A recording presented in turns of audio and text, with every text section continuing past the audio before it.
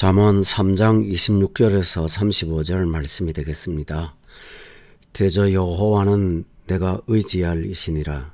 내 발을 지켜 걸리지 않게 하시리라. 내 손이 선을 베풀 힘이 있거든 마땅히 받을 자에게 베풀기를 아끼지 말며 내게 있거든 이웃에게 이르기를 갔다가 다시 오라. 내일 주겠노라 하지 말며 내 이웃이 내 곁에서 평안히 살거든 그를 해하려고 꾀하지 말며 사람이 내게 악을 행하지 아니하였거든 까닭없이 더불어 다투지 말며 포악한 자를 부러워하지 말며 그의 어떤 행위도 따르지 말라. 대저 패역한 자는 여호와께서 미워하시나 정직한 자에게는 그의 교통하심이 있으며 악인의 집에는 여호와의 저주가 있거니와 의인의 집에는 복이 있느니라. 진실로 그는 거만한 자를 비웃으시며 겸손한 자에게 은혜를 베푸시나니 지혜로운 자는 영광을 기업으로 받거니와 미련한 자의 영달함은 수치가 되느니라. 아멘.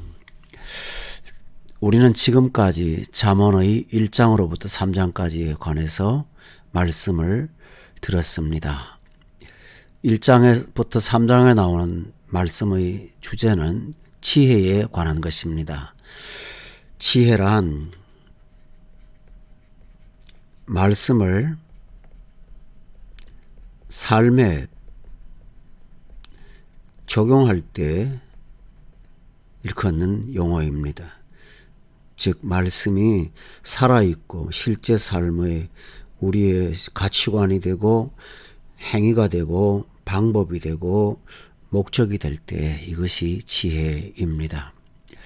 지혜의 목적은 의를 실현하는 데 있습니다. 정의의 실현에 있습니다.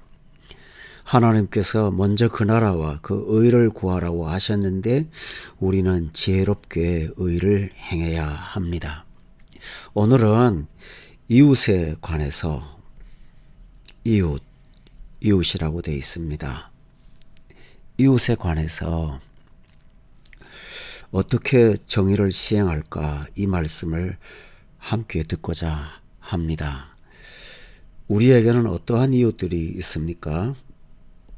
세 종류의 이웃들이 있습니다. 첫 번째 이웃은 우리를 의지하는 이웃입니다.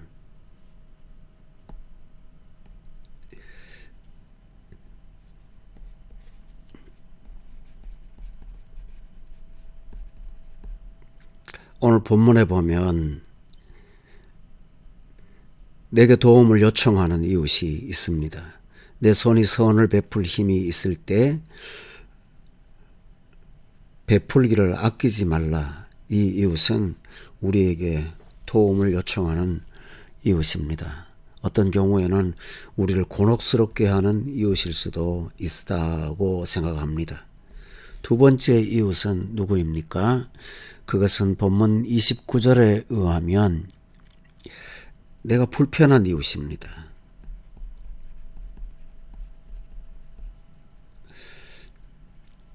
이 이웃은 29절에 나오는데 이런 이웃이 내 곁에 살고 있습니다. 우리가 불편해하는 까닭은 그 사람에 대한 우리의 판단 때문일 수도 있고 또한 우리가 이 사람에 대해서 선호도가 다를 수 있기 때문이고 나와 행하는 방식이 다르거나 또 뭔가 할 때 내 마음에 걸림이 되거나 불편하게 여겨지는 이웃일 수 있습니다. 우리는 이렇게 더불어 살고 있습니다. 세 번째 이웃이 있습니다.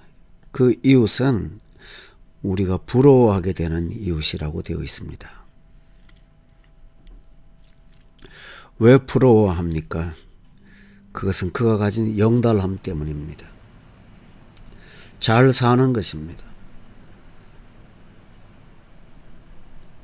권력도 가지고 있고 재물도 풍성하고 뭔가 하는 일들이 더 잘 되고 그의 자녀들이 어떤 경우에 부러움의 대상이 될 수도 있습니다. 그래서 우리는 이 세 종류의 이웃을 대하고 있습니다. 왜 부러워할까요? 다시 말씀드리면 그가 가진 영달함 때문입니다. 그렇다면 이 세 이웃에 대해서 이웃과 더불어 살게 되는 우리는 어떻게 해야 하고 어떻게 대해야 할까요? 오늘 본문에서 하나님은 우리에게 이 이웃을 대하는 방식에 대해서 가르쳐주고 있습니다. 주님께서 말씀하시는 이웃에 대한 할 일을 기억합시다. 첫째로 우리는 우리를 곤혹스럽게 하는 이웃을 도와야 합니다. 베풀기를 아끼지 말아야 합니다. 단지 도운 것이 아니라 베풀라고 했으니 선을 베풀고 따뜻한 사랑을 나누어 주라고 하셨습니다. 우리가 주목해야 될 사실은 우리를 의지하는 곤혹스러운 이웃들이 우리의 도움을 요청할 때 우리는 권력의 자리에서 그에게 조금 나누어주는 자비를 행하는 것이 아니라 그가 마땅히 받을 자라는 사실을 인식하는 것입니다. 우리에게 도움을 요청하지만 그는 곤궁한 까닭에 도움을 요청하나 하나님은 그가 우리에게 마땅히 요구할 수 있는 권리가 있는 자라고 말씀하십니다. 이것은 대단히 중요한 인식의 변화를 가져옵니다. 종교개혁자인 존 칼빈은 사람을 대할 때 자격으로 대하지 않고 그가 하나님의 형상으로 지음받은 존재로 대하라고 가르쳐주고 있습니다. 여러분, 우리는 우리에게 요구하는 이웃이 마땅히 받을 자라고 대하십니까? 아니면 단지 우리의 도움을 요청하는 곤혹스러운 이웃으로 대하며 우리가 주지도 않을 수 있고 줄 수도 있는 권리가 있다고 생각하십니까? 여러분은 그 이웃을 어떻게 대합니까? 만약 우리가 마땅히 받을 자라고 여긴다면 우리는 우리가 자비를 베푸는 자리에 있지 않고 우리는 의무의 자리에 있다는 사실을 인식하게 될 것입니다. 그리고 베풀 힘이 있다는 것은 하나님이 내게 주신 은혜가 있다는 사실이죠. 이 베풀 힘을 권력으로 생각하지 않고 하나의 의무로 대할 때, 소명으로 대할 때 우리가 이웃을 참으로 사랑하고 대할 수가 있습니다. 그리하여 도움을 요청받고 도움을 요청하는 이웃에게 하나님의 사랑을 나누어 주므로 따뜻한 하나님의 은혜가 그들에게도 넘어가도록 우리는 살아야 됩니다. 또 불편한 이웃에 대해서는 어떻게 대해야 됩니까? 첫째로 우리는 우리에게 불편을 주는 이웃을 판단할 권리가 없습니다. 그 판단은 오직 하나님만이 하십니다. 우리의 곁에 있습니다. 그리고 평안히 살고 있습니다. 그런데 우리는 판단해서 이런 사람에 대해서는 의를 실현해야 한다 라고 생각하며 정의를 따라서 판단하고 그 사람을 함부로 대하고 때로는 그 사람을 충고하기도 하고 이렇게 살아갑니다. 그러나 악을 행하지 아니었고 그가 그를 우리에게 아무런 해로움을 주지 않았음에도 불구하고 우리는 마땅히 정의를 실현해야 된다고 생각하지 말고 까닭 없이 더불어 다투는 삶을 살지 말아야 합니다. 그가 어떤 사람이든지 그것은 하나님이 판단하실 영역임을 기억하며 우리는 사랑으로 이웃을 대할 책무를 잘 감당해야 합니다. 또 세 번째, 우리가 부러워할 대상입니다.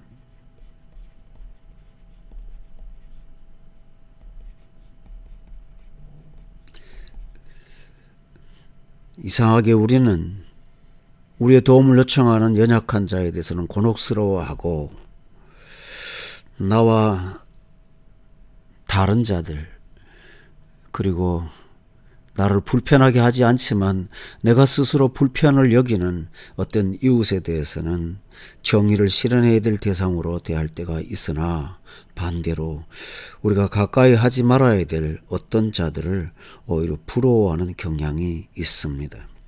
여기서 우리가 발견하는 것은 우리의 지성과 우리 감성이 얼마나 오류에 빠져 있는가 하는 것을 깨닫는 것입니다. 우리 판단은 옳습니까? 바릅니까? 의롭습니까? 그리고 객관적인 기준이 될 수가 있을까요? 아닙니다.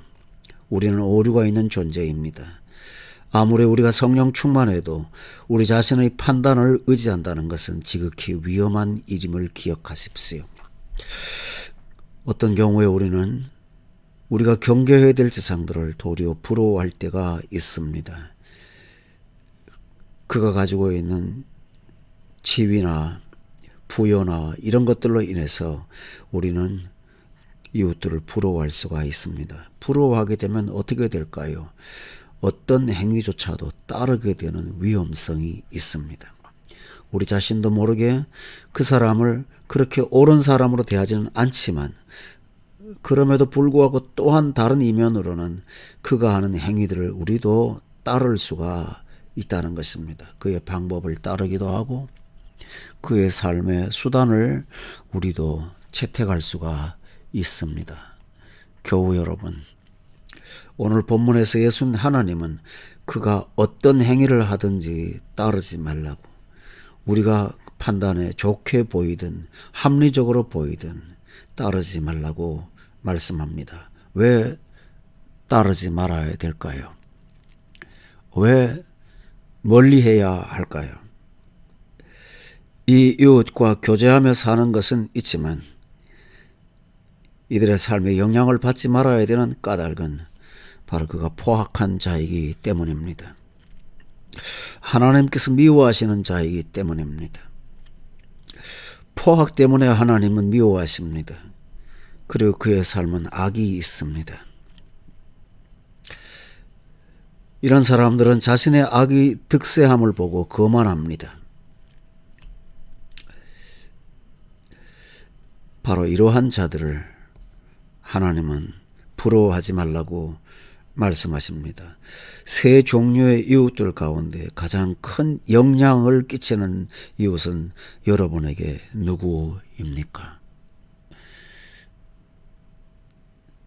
교우 여러분, 우리는 반대로 우리를 곤혹스럽게 하는 이웃에 대해서는 마땅히 받을 권리를 챙겨주는 역할을 감당해야 합니다. 그리고 우리가 불편에 열 수 있는 이웃일지라도 그 이웃은 하나님의 신비하신 섭리가 있음을 기억하고 사랑으로 대해야 될 대상임을 기억합시다. 그리고 우리가 부러워할 대상이 있다면 그 이면에 있는 악과 불의와 세상의 사고방식을 보므로 그들을 따르지 않기 바랍니다. 이렇게 살아갈 때, 이런 지혜로 살아갈 때 하나님이 주시는 은총, 복은 무엇일까요?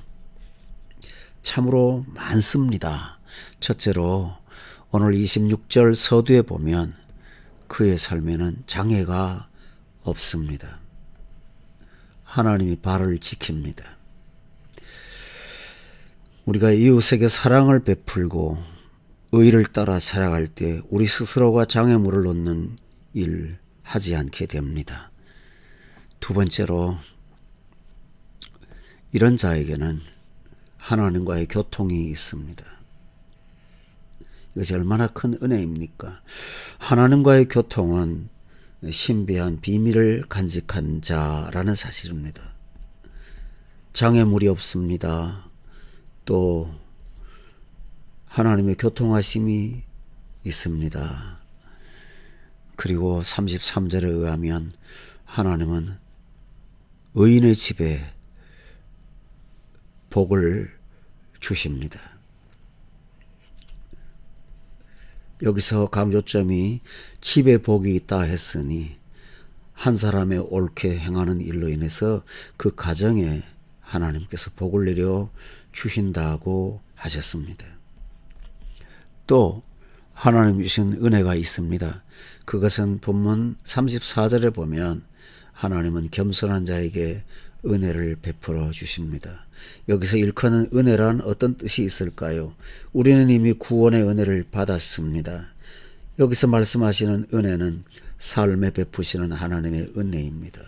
우리의 힘 지나서 우리의 능력을 뛰어넘어 우리가 가진 그릇의 한계를 뛰어넘는 하나님의 특별하신 은혜가 있습니다. 마지막으로 참 귀한 복이 있다면 지혜로운 자는 영광을 기업으로 받습니다. 악인의 영달은 결과적으로는 수치가 따라옵니다. 부끄러움이 따라옵니다. 잠깐 현실은 부러움의 대상일 수 있지만 시간이 흘러가면서 그것은 그 자신과 이웃들에게 수치가 됩니다. 그러나 지혜롭고 겸손한 자는 하나님의 은혜로 인해서 영광스럽게 됩니다. 사랑하는 교우 여러분, 지혜롭게 삽시다. 지혜롭게 이웃을 대합시다. 그리고 지혜를 베풉시다. 지혜를 시행하십시다.